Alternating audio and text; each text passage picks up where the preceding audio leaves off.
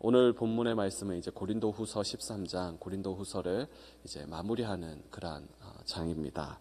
오늘 고린도후서 마지막 편지 말미의 내용을 보면서 이 사도 바울이 고린도 교회를 얼마나 사랑하고 있는지 그 마음을 느낄 수가 있는데요.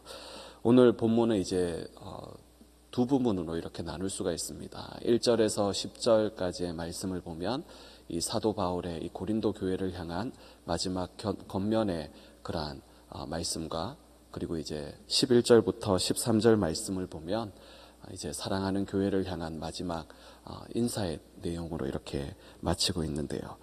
첫 번째로 이제 교회를 사랑하는 바울의 마음을 이제 고린도전서 후서 13장 1절에서 10절까지의 내용을 통해서 살펴볼 수가 있는데요. 바울은 편지를 마무리하면서까지 마지막 겉면의 말씀으로 하고 있습니다. 마치 자녀를 훈계하는 그 아버지의 애비의 심정으로 이 자녀를 향한 그러한 바울의 말들을 볼 수가 있는데요. 오늘 바울은 13장 1절에서부터 단호하게 이렇게 이야기하면서 회개할 것에 대해서 말씀하고 있습니다. 우리가 잘 아는 것처럼 바울은 필력은 있었지만 대면하여 볼 때 뭔가 어리숙한 그러한 모습을 보였습니다. 세상적인 그러한 시선으로 바라보게 되면 지도자로서의 어울리지 않는 그러한 모습 때문에 바울의 이러한 그 모습을 통하여서, 또 바울이 전도 여행을 하는 그러한 모습을 통해서 참 그의 어떤 이러한 모습들을 볼 때 항상 이 바울을 향한 소문이 꼬리표처럼 이렇게 따라다녔는데요. 심지어 그가 세우고 떠나온 그 교회에는 이 거짓 교사들이 들어가서 교회를 혼란스럽게 하는 그러한 일들이 일어나기 시작을 했습니다. 교회 안의 거짓 교사들의 가르침과 끊임없는 이 바울에 대한 비난과 또 그 교회 안에서의 잘못된 바울의 가르침 복음이 아닌 다른 복음을 전한 이러한 내용 때문에 교회가 혼란스럽기까지 하는 그러한 모습을 보였는데요. 그러함에도 불구하고 바울은 최대한 인내하며 온유함으로 그들을 권면했습니다. 그러나 오늘 고린도후서 13장 내용을 보면 이 편지를 마무리하면서 바울은 강력하게 이야기하는 것을 볼 수가 있는데요. 2절 말씀의 끝에 보면 내가 다시 가면 용서하지 아니하겠다라는 이러한 단호하고 강력한 그런 말들을 볼 수가 있습니다. 이 바울은 고린도 교회를 향하여서 더 이상의 경고는 없다라는 거죠.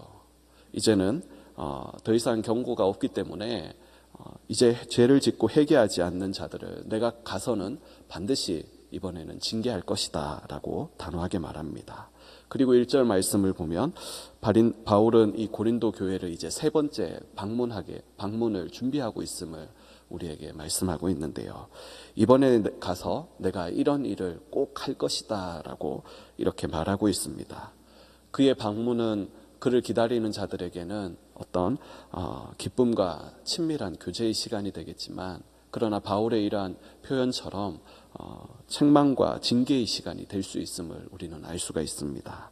1절 말씀에 보면 두세 증인의 입으로 말마다 확정하리라 라는 이러한 표현이 있는데, 이것은 그동안 고린도 교회 안에서 일어났던 그러한 잘못된 소문, 거짓된 교사들의 그 가르침, 그러한 말들이 많은 그러한 것들을 보면서 신명기 19장 15절에 보면 이 하나님께서 이스라엘 백성 그 공동체 안에서의 일어나는 그러한 일들을 확정하는 그러한 일에 있어서 한 사람의 이야기만 듣지 말고 그 일을 확정하기 위해서는 두세 사람의 증인이 필요하다. 그래서 두세 사람의 증인을 통하여서 그 일을 확정해야 된다라는 이러한 율법을 가지고 이제는 고린도 교회 안에서 일어난 이러한 문제들, 그 말들을 교회를 어지럽게 만들어낸 그러한 사람들의 말들을 통하여 두세 사람의 증인들을 다 찾아볼 것이다.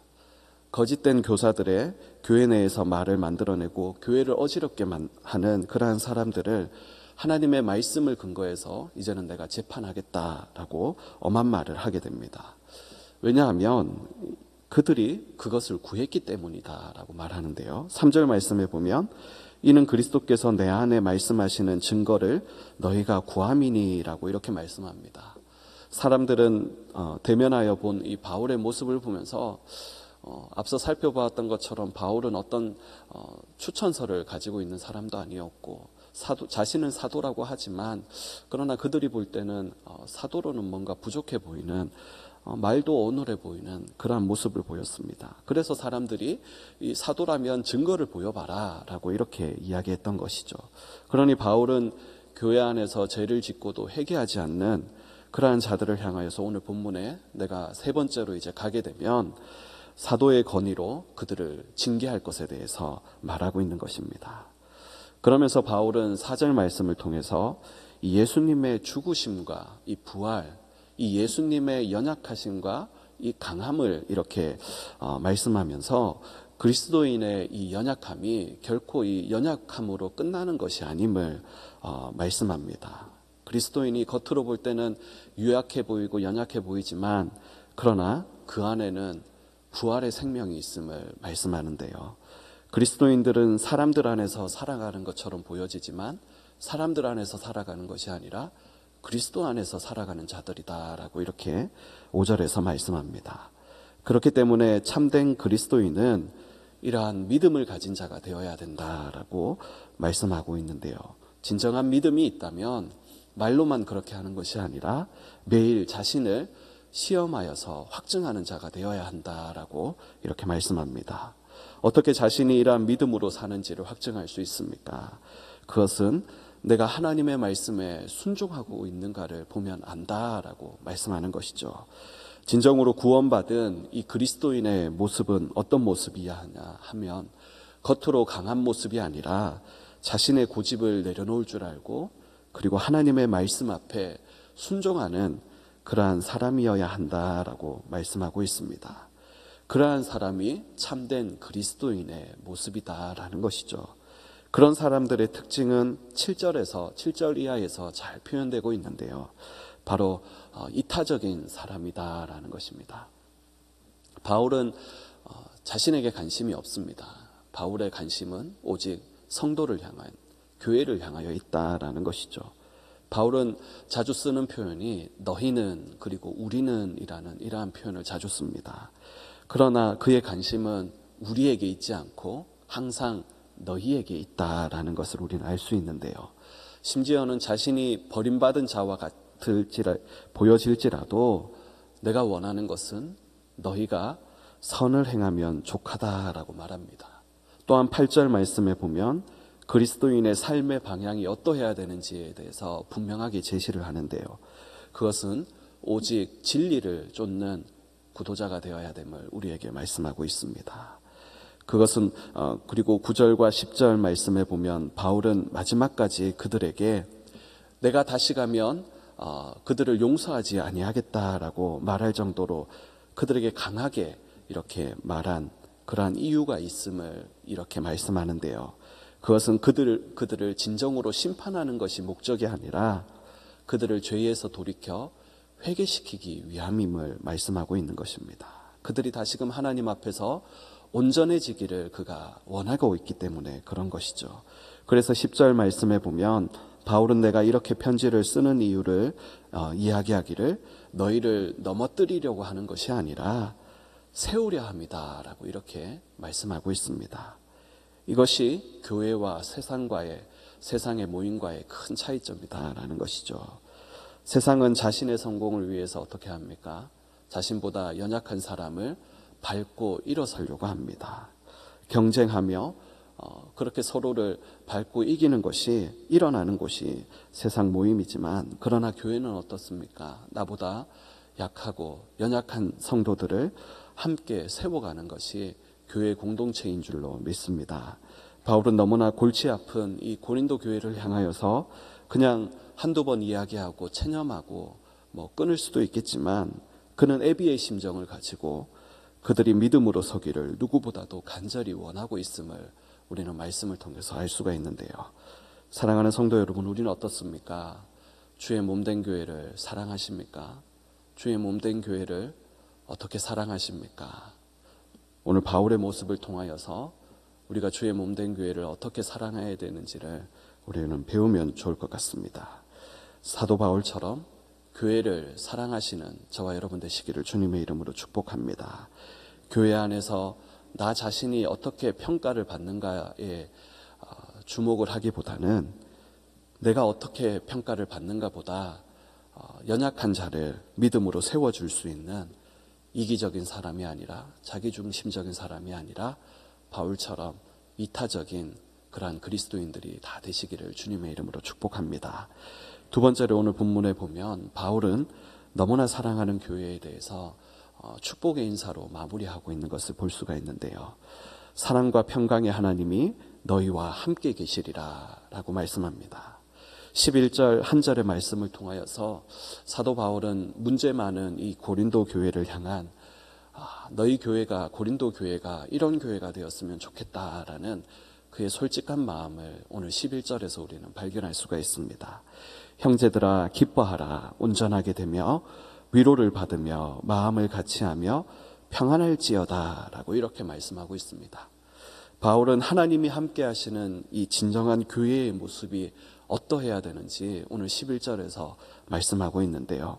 5가지로 이야기합니다. 첫 번째는 기뻐하라. 기쁨이 넘치는 교회가 되라라는 거죠. 그리고 두 번째는 온전하라라고 이렇게 말씀하는데, 이 온전하라라는 것은 회복하라라는 이러한 의미를 담고 있습니다. 그러니까 회복을 경험하는 교회가 되라라는 것이죠. 그리고 위로를 받는다라는 이 말은, 위로는 어떻게 받을 수 있습니까? 다른 사람이 나를 격려할 때 받을 수가 있죠. 서로를 향하여서 비난하고 서로의 잘못과 서로의 허물을 들추어내는 것이 아니라, 교회는 어떤 모습이 되어야 됩니까? 서로를 연약한 부분을 보고도 장점을 바라보며 서로 격려하고 칭찬하고 세워가는, 격려해주는 그러한 교회가 되라라는 것이죠. 그리고 또한 마음을 같이 하라라고 이렇게 말씀합니다.